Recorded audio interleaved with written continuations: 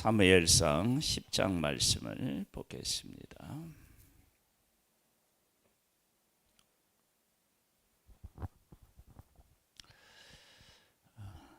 사무엘이 늙고 그의 아들들이 사사가 되었습니다. 그 사사가 된 사무엘의 아들들이 뇌물을 받고 판결을 굽게 했다. 그러면 뇌물을 준 사람이 지위가 낮은 사람이 아니고 높은 사람일 거예요.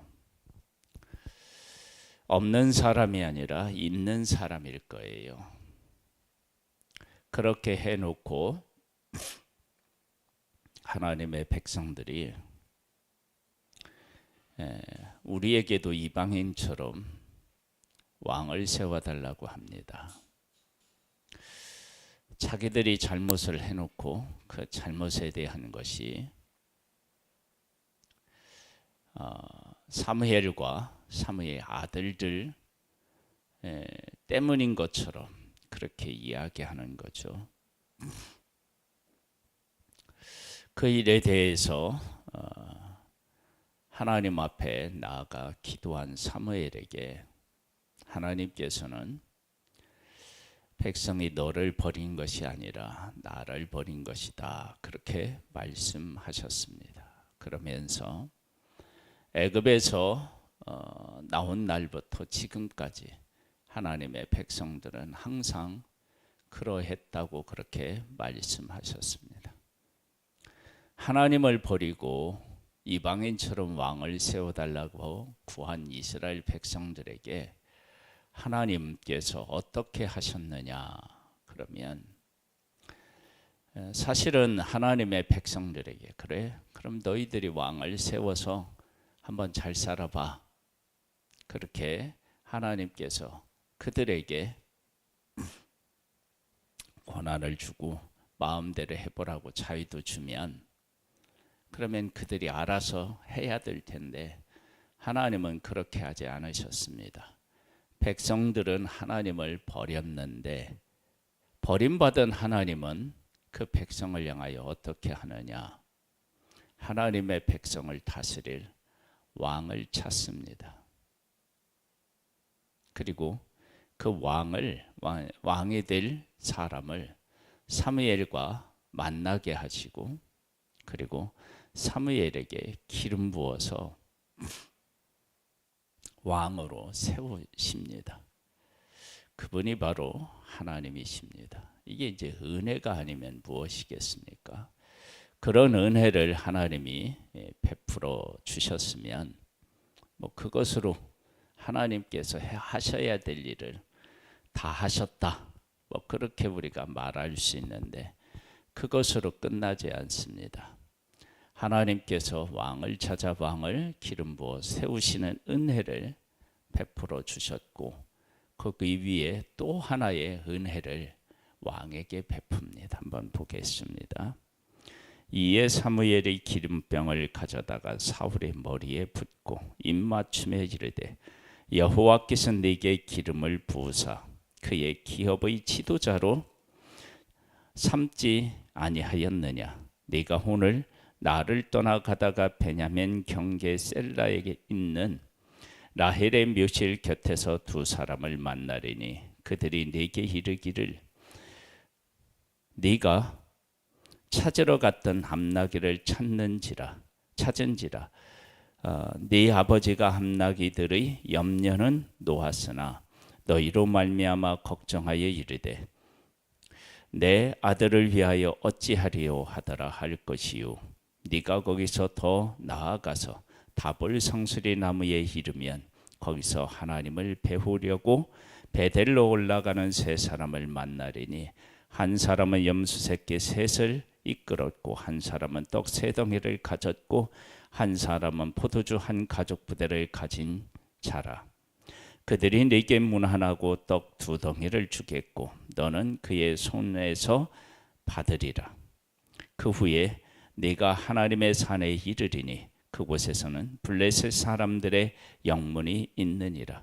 네가 그리로 가서 그 성읍으로 들어갈 때에 선지자의 무리가 산당에서부터 비파와 소고와 저와 수금을 앞세우고 예언하며 내려오는 것을 만날 것이요 네게는 여호와의 영이 크게 임하리니 너도 그들과 함께 예언을 하고 변하여 새 사람이 되리라.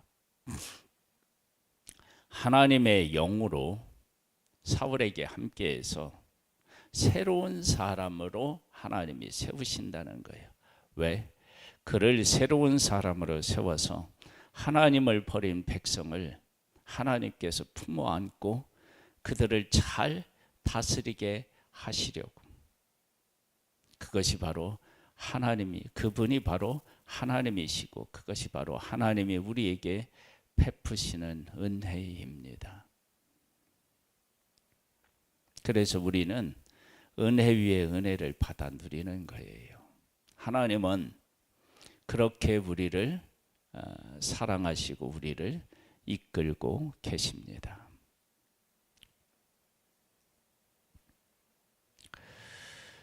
변하여 이제 새 사람이 되리라. 이 징조가 네게 임하거든 너는 기회를 따라 행하라. 하나님이 너와 함께 하시느니라. 왜 하나님이 함께 하시느냐? 하나님을 버린 백성들을 잘 다스리라고. 하나님이 하나님의 백성을 다스렸는데 그 하나님을 버린 그 백성을 하나님은 잘 다스리라고 왕을 세우고 영으로 함께하고 하나님이 함께하시는 모습을 보게 됩니다. 너는 나보다 앞서 길갈로 내려가라. 내가 네게로 내려가서 번제와 화목제를 드리리니 내가 네게 가서 네가 행한 것을 가르칠 때까지 7일 동안 기다리라. 그가 사무엘에게서 떠나려고 몸을 들이킬 때에 하나님이 새 마음을 주셨고 그날 그 징조가 다 응하니라. 그들이 산에 이를 때에 선지자의 무리가 그를 영접하고 하나님의 영이 사울에게 크게 임함으로 그가 그들 중에서 예언을 하니 전에 사울을 알던 모든 사람들이 사울이 선지자들과 함께 예언함을 보고 서로 이르되 기스의 아들에게 무슨 일이 일어났느냐 사울도 선지자 중에 있느냐 하고 선지자의 무리들이 하나님의 영에 의하여서 예언하고 춤추고 그리고 그렇게 교통하는 것처럼 사울에게도 그렇게 하나님의 사람으로 하나님께서 세우시고 하나님의 영으로 충만케 하신 모습을 봅니다. 왜 그렇게 하셨습니까? 하나님의 백성을 하나님의 뜻 안에서 잘 다스리게 하려고 그렇게 하신 것입니다. 하나님을 버린 하나님의 백성에게 하나님은 왕을 세우실 필요가 없습니다. 왜냐하면 왕을 세우는 것은 하나님을 버리는 것이기 때문입니다. 하나님의 통치를 거부하는 것이기 때문입니다. 그런데 하나님은 왕을 세우시고 그 왕에게 하나님의 영으로 함께 하셨습니다. 그리고 그가 선지자들처럼 예언을 하는 영의 사람, 하나님의 사람으로 하나님께서 세우셨습니다. 왜 그러셨다고요? 하나님을 버린 그 백성들을 하나님의 뜻 안에서 잘 다스리게 하시려고 그렇게 하셨습니다. 그곳에 어떤 사람이 말하여 이르되 그들의 아버지가 누구냐 한지라. 그러므로 속담이 되어 이르되 사울도 선지자들 중에 있느냐 하더라. 사울이 예언하기를 마치고 산당으로 가니라. 사울의 숙부가 사울과 그의 사환에게 이르되 너희가 어디로 갔더냐. 사울이 이르되 암나기들을 찾다가 찾지 못함으로 사무엘에게 갔었나이다 하니 사울의 숙부가 이르되 청하노니 사무엘이 너희에게 이른 말을 내게 말하라 하니라.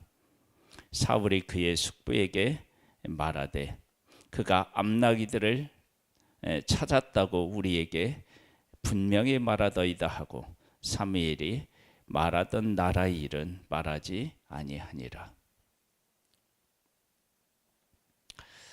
하나님의 영으로 함께 하니까 해야 할 말, 하지 말아야 할 말을 구분하게 됩니다. 하나님이 함께 하시는 거죠. 그 다음에 이제 사울이 왕으로 이제 왕이 됩니다. 사무엘의 백성을 미스바로 불러 여호와 앞에 모으고 이스라엘 자손에게 이르되 이스라엘 하나님 여호와께서 이같이 말씀하시기를 내가 이스라엘을 애굽에서 인도하여 내고 너희를 애굽인의 손과 너희를 압제하는 모든 나라의 손에서 건져내었느니라 하셨거늘 너희는 너희를 모든 재난과 고통 중에서 친히 구하여 내신 너희의 하나님을 오늘 버리고 이르기를 우리 위에 왕을 세우라 하는도다. 그런즉 이제 너희의 지파대로 1000명씩 여호와 앞에 나아보라 하고 사무엘이 이에 이스라엘 모든 지파를 가까이 오게 하였더니 베냐민 지파가 뽑혔고 베냐민 지파를 그들의 가족별로 가까이 오게 하였더니 마드리의 가족이 뽑혔고 그 중에 키스의 아들 사울이 뽑혔으나 그를 찾아도 찾지 못한지라. 그러므로 그들이 또 여호와께 묻되 그 사람이 여기 왔나이까? 여호와께서 대답하시되 그가 친보다리 사이에 숨었느니라 하셨더라. 그들이 달려가서 거기서 그를 데려오매 그가 백성 중에 서니 다른 사람보다 어깨 위만큼 컸더라. 사무엘이 모든 백성에게 이르되 너희는 여호와께서 택하신 자를 보느냐 모든 백성 중에 짝할 리가 없느니라 하니 모든 백성이 왕의 만세를 비춰 부르니라. 사무엘이 나라의 제도를 백성에게 말하고 책에 기록하여 여호와 앞에 두고 모든 백성은 각기 집으로 보내매 사울도 기브와 자기 집으로 갈 때에 마음이 하나님께 감동된 유력한 자들과 함께 갔느니라. 어떤 불량배는 이르되 이 사람이 어떻게 우리를 구원하겠느냐 하고 멸시하며 예물을 바치지 아니하였으나 그는 잠잠하였더라. 하나님께서 왜 사울에게 하나님의 영으로 함께 하셨는지를 알 수 있습니다. 첫 번째, 하나님께서 하나님의 백성들에게 은혜를 베푸시는 거예요. 왕을 세우는데 왕을 찾아 나선 분이 하나님이십니다. 백성이 아닙니다. 그리고 그를 새롭게 하여서 하나님의 백성을 하나님의 뜻 안에서 다스릴 수 있도록 하신 분도 하나님이십니다. 하나님의 백성에게 하나님은 은혜 위에 은혜를 더하신 것입니다. 그렇게 되니까 사울이 해야 할 말과 하지 말아야 할 말을 구분할 수 있었고 그리고 해야 할 행동과 하지 말아야 될 행동을 그가 구분해낼 수 있었습니다. 하나님은 왜 베냐민 사람 기스를 사울을 택하셨을까요? 저는 베냐민 사람 사울을 택하신 것은 하나님의 백성들에게 아직까지도 아물지 아니한 그 부분에 대해서 상처를 치료하는 부분도 있다라고 생각합니다. 왜냐하면 사사기에 보면 이 베냐민 지파는 그 간음으로 인해서 사라질 위기에 없어질 위기에 처한 지파가 베냐민 지파입니다. 그렇게 해서 베냐민 지파가 없어지지 않고 이제 세워졌는데 세워지고 난 후에 이 베냐민 지파를 바라보는 다른 지파들은 자기들과 다른 존재로 여겼을 수도 있습니다.